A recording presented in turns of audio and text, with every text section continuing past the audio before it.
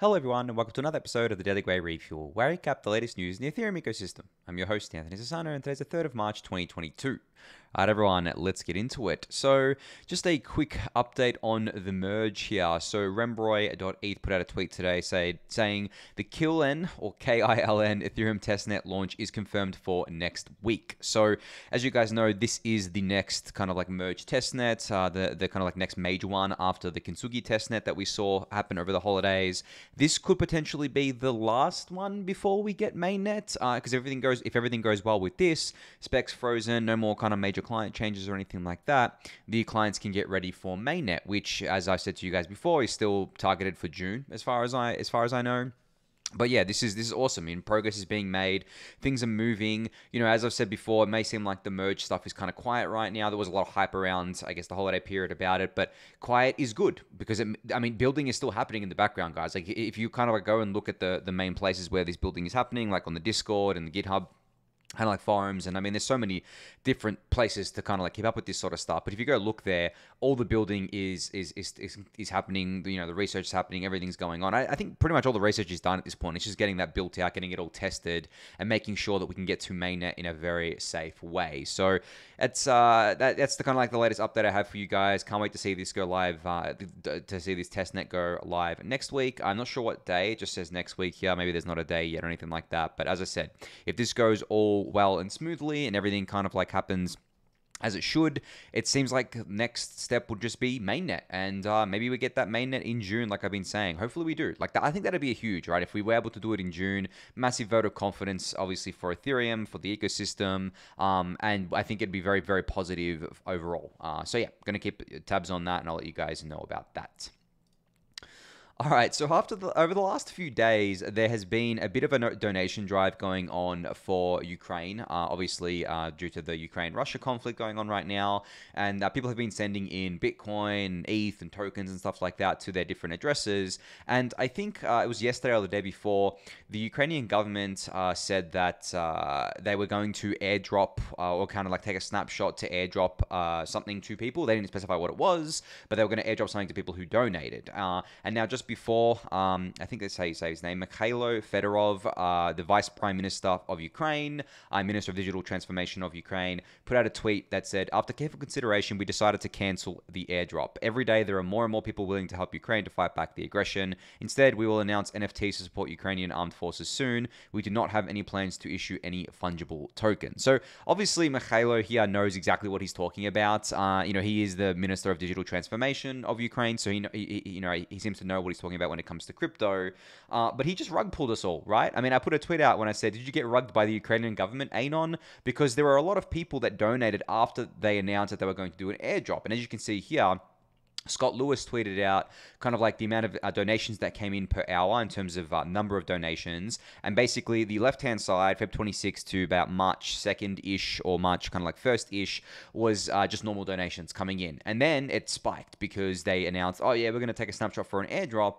And if you kind of like donate, you'll kind of like get an airdrop there. Now, obviously, as I just said, they kind of like rugged people on that. There's not going to be an airdrop, but this is the power of the carrot at the end of the day, right? This is kind of like nailing something in front of people, being like, hey, if you donate, we're going to give you something in return. And obviously that didn't materialize, but I had some kind of varied thoughts on this. I spoke to some people about this.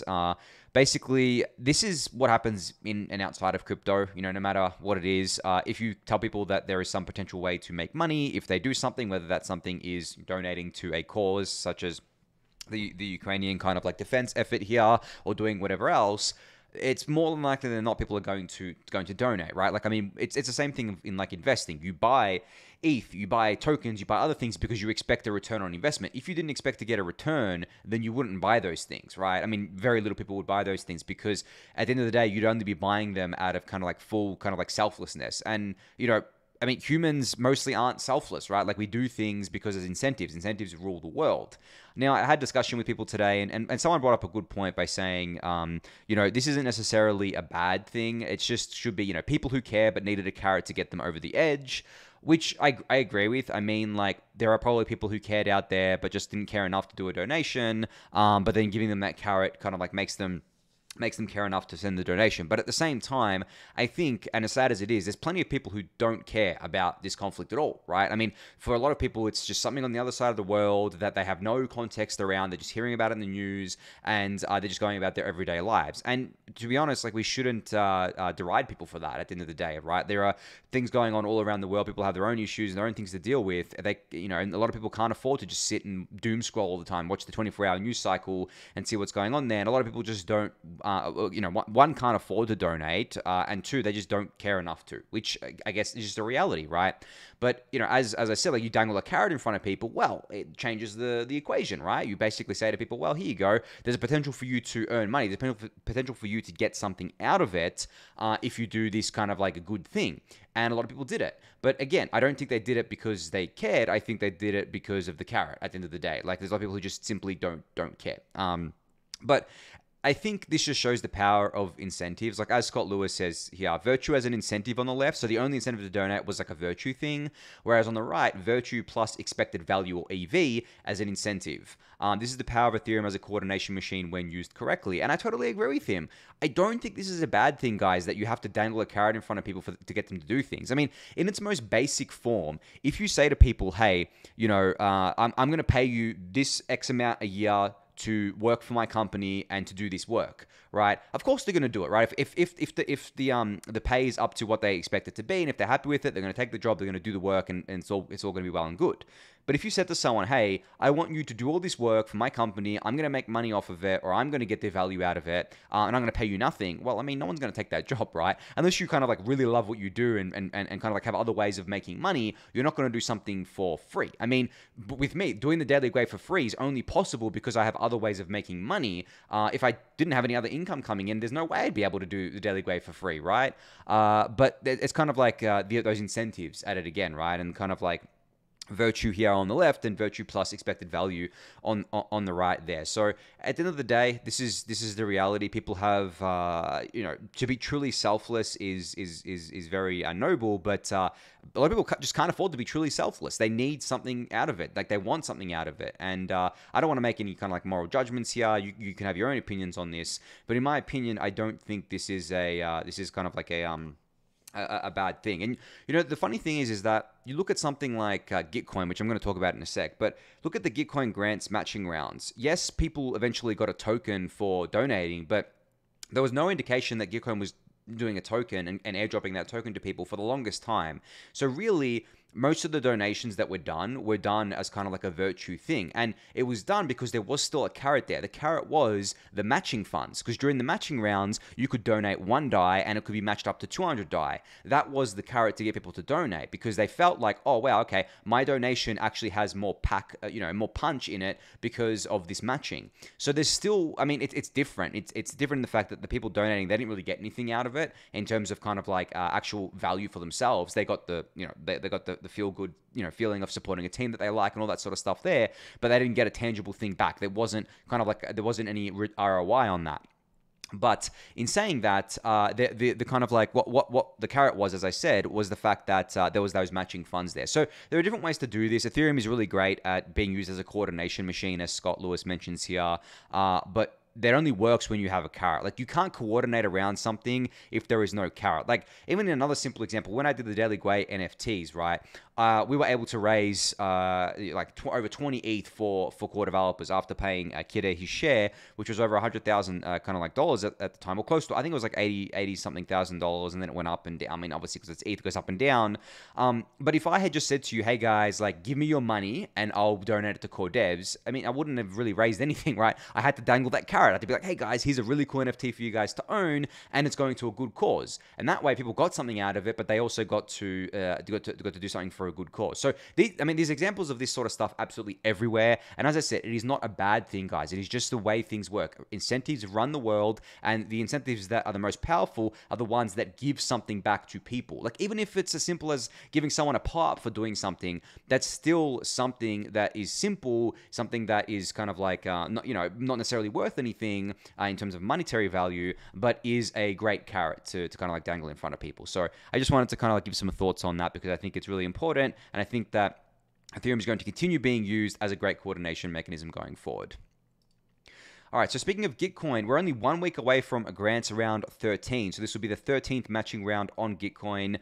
Grants Round 13 features a whopping 9 ecosystem rounds worth $769,420 combined, dollars combined, which will break down in this thread, and that's what Gitcoin does. So the TLDRs are each round brief with an overview of eligibility and inspiration can be found here on this Google Doc, which you can go link into, and you can go read this thread. As you guys know, I always bug you around matching round time to go donate to your favorite projects, go donate to basically everyone, and as always, I appreciate all the donations to the Daily Gwei and Ether, but they're definitely not required or anything like that. But yeah, I mean, this is always an exciting time for the Ethereum community. I think it shows the best of what Ethereum has to offer in terms of being a coordination, kind of like machine, but also bringing people together to donate money to a good cause, but I guess multiple good causes in the projects, but also basically, not get anything out of it, because right now you don't get Gitcoin tokens for donating, right? Like maybe some projects will airdrop their tokens to you if you donate to them,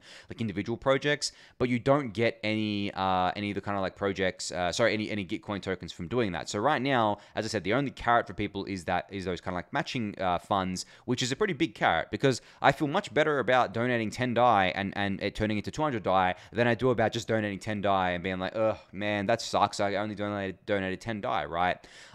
So yeah, anyway, I'll keep you guys up to date on when round 13 starts and remind you to donate throughout it, as I usually do. All right, so there's a bunch of Arbitrum updates to get through today. So Yield Protocol has gone live on Arbitrum 1. So Yield Protocol, for those of you who don't know, is a fixed rate borrowing and lending protocol that is now on both Ethereum mainnet and Layer 2 on Arbitrum Layer 2. So users on Layer 2 can now enjoy the benefits of collateralized fixed rate lending and borrow at a fraction of the gas cost. So for a full kind of like breakdown of what's going on here, you can read the blog post, of course. And this is just another thing to play around with on Arbitrum. As I said, guys, it's going to become very impossible, or it is impossible, to keep track of everything going live on all the L2s, and this is just another instance of that. I didn't see this until recently. Same with a bunch of the other stuff that I'm going to talk about, got to do with Arbitrum, and that's because it's become a little bit unceremonious, where it's kind of like, okay, well, they're on Arbitrum, that was expected, kind of like what's next sort of thing, because I think there are a lot of things that people get excited about, but it's kind of like everyone's expecting these apps to just migrate to Layer 2, because, I mean, they're not going to stay on Layer 1 and not capture the users, because as I said to you guys before, I don't think Layer 1 Ethereum is really growing in terms of users, because it's just too expensive. Users have obviously alternatives in the other Layer 1s, but like we're capturing, the Layer 2s are basically capturing that crowd essentially, and that's the crowd that they should be capturing. At the end of the day, Layer 2 Ethereum is competing on the execution layer front, which is not what Ethereum Layer 1 is competing on. So yeah, very excited to see this. And I got an email actually earlier from Binance saying that they had re-enabled withdrawals for Arbitrum. So if you're on Binance, you use Binance, and you want to withdraw some assets to Arbitrum to get started with all it has to offer, now would be a great time to do so through Binance. It's cheaper to do than going on Ethereum Layer 1. It's still expensive. Binance overcharges for these things, but I think it's cheaper than going through Ethereum Layer 1 to do it. And also you won't incur the double gas cost, because if you have assets on centralized exchange or Binance, for example, you have to transfer them to Layer 1 Ethereum, then deposit it into Arbitrum, whereas you can just go straight to Arbitrum from Binance there.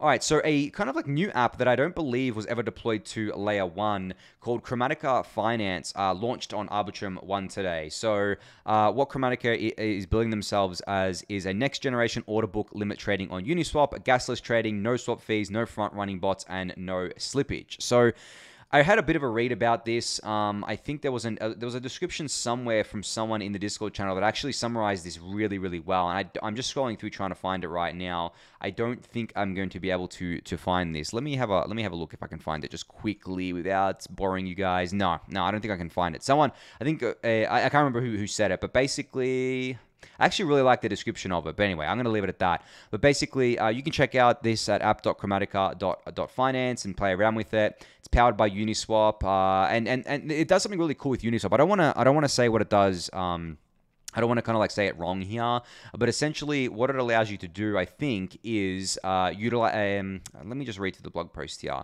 No. Okay, you guys can read through it. I've just completely kind of like forgotten. Oh, here we go. The Kromatika protocol uses the Uniswap v3 feature of concentrated liquidity to enable traders to make limit order trades without swap fees. In the background, the user is providing liquidity to a pool until the price reaches the target for the specified limit order. That's the really cool feature that it does. So essentially, what it allows you to do is earn a yield while your order is sitting on an order book. Like, so for example, you can't do this when your order is sitting on a centralized exchange. For example, say ETH is $3,000 and you want to sell ETH for $3,500. You set a sell order selling one ETH at $3,500, and then it just sits there doing nothing.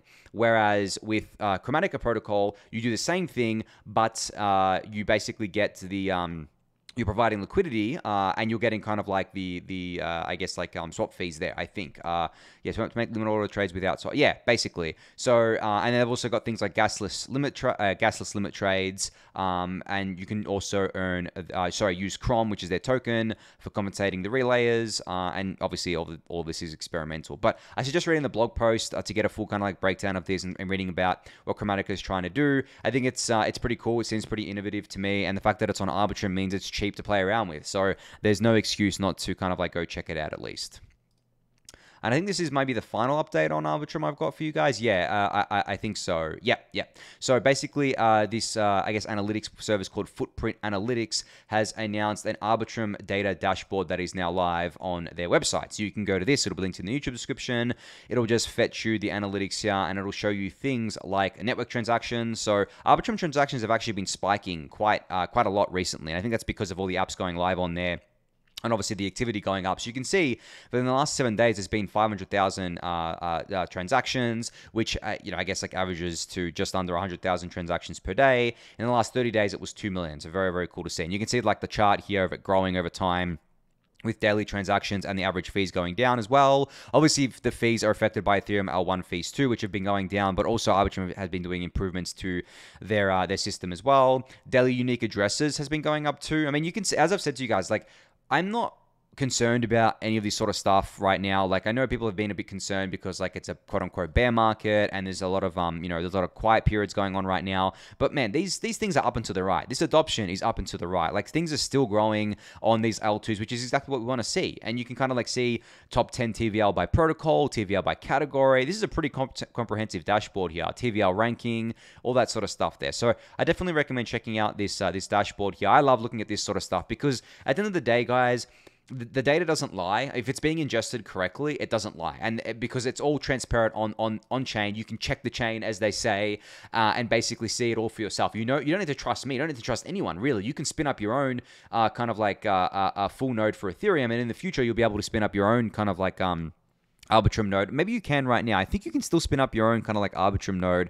I'm not totally sure yet, and I'm not sure how easy it is. Obviously, you can't spin up a sequence or anything just yet, but you will be able to, and it'll just be kind of like totally transparent. You can check for yourself. You don't need to trust anyone, sort of thing. And there's multiple sources you can get this information from as well, which is, I think, still the coolest thing about blockchains is that they're so transparent. Obviously, that's probably not going to last forever, especially at layer 2s. There's going to be privacy that comes and things like that. But we're using ZK stuff. The cool thing about the ZK stuff and the real magic with it is that you can actually be sure that something is true without knowing how the kind of like, without knowing why, or without knowing how that kind of like truth came to be, which is black magic. It's insane how that actually works. But yeah, go check out this dashboard, kind of like tracking Arbitrum here. I'll link it in the YouTube description.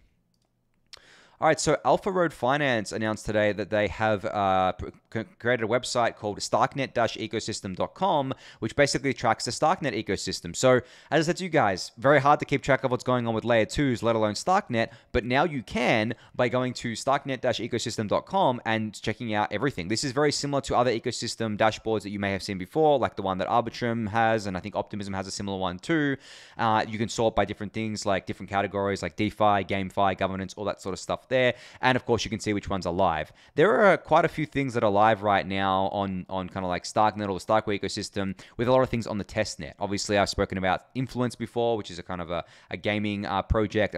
I think I've spoken about Jedi Swap before. A few others like Orbiter, obviously, the bridge that I've spoken about a lot. Snapshot X, the governance tool. I pretty much covered a lot of these before. Zigzag, of course, and stuff like that. Zigzag's on DK Sync right now, but coming to Starknet. So yeah, if you want to keep up with the Starknet ecosystem, see what's what's live, have, easy links to get to each of these projects, and also put your project here. If you're building one on Starknet, you can just click this apply button.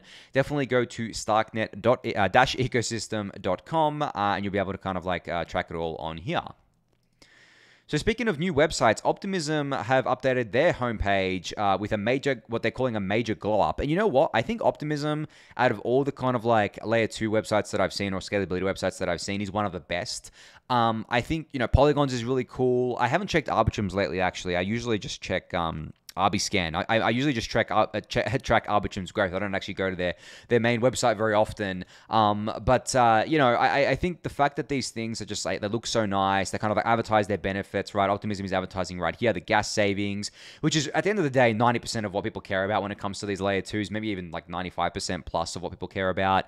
Links to kind of like joining their Discord, the community, all the usual stuff that you see. But I like this because look, front and center, it just says, Ethereum scaled, Optimism a low cost and lightning fast Ethereum L2 blockchain. That's it, guys. The low cost and the fast transactions is really what the majority of users care about, so that should be front and center. And then obviously the 2 call to action buttons here: developer documentation, which is one of the most important, and then bridging into Optimism, obviously the next important. So they've got something servicing developers and something servicing users, which is what we want to see here. So very cool to see this. I mean, I got the kind of bridge there. They've got the ecosystem kind of like page as well. As I said, very similar to the Starknet and Arbitrum one that I've showed on here before. All looks very nice, and you can go check it out all for yourself at optimism.io.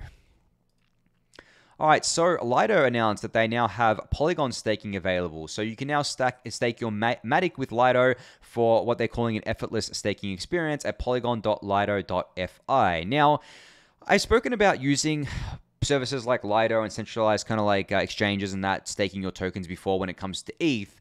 Polygon's a bit different because it's not like ETH where, it's different in that kind of like there's a delegated system where you kind of like delegate your tokens and you stake with other kind of like people. Whereas with Ethereum, it's different to that. It doesn't really work like that. It's a very different proof of stake system. So I think staking your MATIC with Lido is probably the best way to stake your MATIC, to be honest, because you not only do you get kind of like the yield from MATIC, but you also get ST MATIC, which allows you to kind of like use that anywhere that it's accepted within, I guess like Ethereum or within Polygon, within the layer 2 ecosystem, as it's just an ERC20 token. And can be used anywhere there. So if you have MATIC tokens and you're not staking them, you could definitely check this out. There's a blog post with more details about this as well. But obviously, there's always risk here, guys, like using these sorts of things. There's always a risk of like a bug or any kind of that sort of stuff. And there's also kind of like a deposit limit right now. So phase 1, it has a deposit cap of $1 million, which maybe it's already been hit and they're not removing it till April. I don't know if it's been hit or not yet, but I mean, this is 24-hour old news, so it probably been hit. $1 million is really not that much money when you're talking about kind of like allowing everyone to stake, and especially Lido, because Lido is quite big. But still, check them out. Maybe kind of like wait till April if you have to kind of I guess put some MATIC tokens in if you want to stake there. That's kind of like really cool to see. But yeah, definitely go check it out. All right, finally, we have Peter Pan teasing something called ETHDownUnder. Now, I haven't dug deeper into this, into what this is. I'm going to assume it's kind of like an Australian-based conference. I mean, they're saying the biggest Web3 conference in the Southern Hemisphere, being in Australia. Here you go. Sydney, December 22 by DAO Yay, we get a big conference in Australia that is coming. I'm really excited about this. The last big conference that I went to in Australia for crypto was in early 2019. It was my first crypto conference. It was, what was it? Oh man, I've gone blank on it right now. It was an ETH conference. I've gone completely blank on it. It'll come to me, but that was such an awesome experience. Obviously, early 2019 was like the depths of the bear market. There were no moon boys around. ETH was like $100 or something like that. The DeFi was just starting to kind of like get off the ground a little bit. There wasn't really much kind of like going on there. People came from all over the world, really, and I met like so many awesome people that I had kind of made friendships with during 2018. So many people who followed ETHHub and followed the podcast that we were doing and things like that. And I wasn't even working in crypto yet at that stage, but that was such an awesome experience. I loved it so much. It's EdCon in Sydney. There you go. It came to me. And I met so many, as I said, so many cool people there. But there hasn't really been a major Australian-based Ethereum conference since then. There's a crypto conference which is heavily focused on Ethereum happening this month, which I'm attending, called Blockchain Week in Sydney and Melbourne. So I'll be at both of those. And I'm actually speaking at both of those as well. And then, as I said recently, like last week, I went to an NFT event in Melbourne. But as I said, that wasn't like a crypto conference. That was like a club kind of event. It was a very different vibe. So I'm definitely looking forward to ETHDownUnder. I mean, I know that Australia is very far away from the rest of the world, guys. I know that the travel here takes 20 plus hours from Europe and the US, because I know going there takes me 20 plus hours, and the jet lag is insane because of the time zone difference, especially coming from the US. Totally get that. But I think that, if you're coming to Australia for the conference, you can make a holiday out of it. Like visiting Sydney and Melbourne, and even kind of like the Gold Coast or even other parts of Queensland is definitely worth it. I mean, obviously I'm biased here, but it'd be really cool to see a lot of you at a kind of like Australia-based conference. As I said, I'm going to be at a bunch of other conferences. I'm pretty sure I'm still going to Amsterdam. Like, people were kind of like saying, like some of the people that I know in real life here were saying, you still going? Like, what about this war stuff? And I'm like, guys, like the war's on the other side of Europe. And I had to explain to them things like NATO and stuff like that, and how, like, if Russia kind of like starts advancing towards the kind of like more western part of Europe, then it's kind of like, we have much bigger problems then. But and then that I don't think it was going to do that. But I think, I think I'm still going to be attending that. So I'm very much looking forward to that. But I mean, I hope this goes forward. I mean, obviously Australia's borders have been closed for quite a while. We recently opened up our international borders again, so people have been able to fly in, which means this conference is hopefully going to happen. But it's not till the end of the year still, December 2022. I mean, we're only in March right now, but it's going to come probably faster than we expect it to. And as I said, it's in Sydney, not in Melbourne. Sydney and Melbourne are like an hour and a half less than that flight from each other, so it's not far. Unfortunately, we don't have like a rail system that goes between the two cities, which we should. We can get a high-speed rail system, because I remember I was in Japan and they have a high-speed rail system that goes, between all the different cities, and it was just awesome to use. But I mean, unfortunately, we don't have that. We like to just keep digging shit out of the ground and selling it to other countries rather than investing in infrastructure. But I'm not going to go on a rant about Australia's infrastructure right now. I catch myself doing that too much. But yeah, anyway, I hope to see, my general point is I hope to see a lot of you at the other conferences around the world, but also hope to see a lot of you at ETHDownUnder. Go follow the Twitter account. I don't know how much information there is about it yet. It's like ETHDownUnder.com. Yeah, you can just subscribe for updates on the website. The month and I guess like location has already been announced. Obviously, it's an Ethereum themed conference and everything like that. I would love to see a lot of you guys in Australia. And, it makes it easier for me too. I don't have to suffer the jet lag for once. You guys can suffer the jet lag and the long flights. But yeah, I'll keep you guys updated on that as more information comes out about it. But I think on that note, I'm going to end it there for today. So thank you everyone for listening and watching. Be sure to subscribe to the channel if you haven't yet. Give the video a thumbs up, subscribe to the newsletter, join the Discord channel, and I'll catch you all tomorrow. Thanks everyone.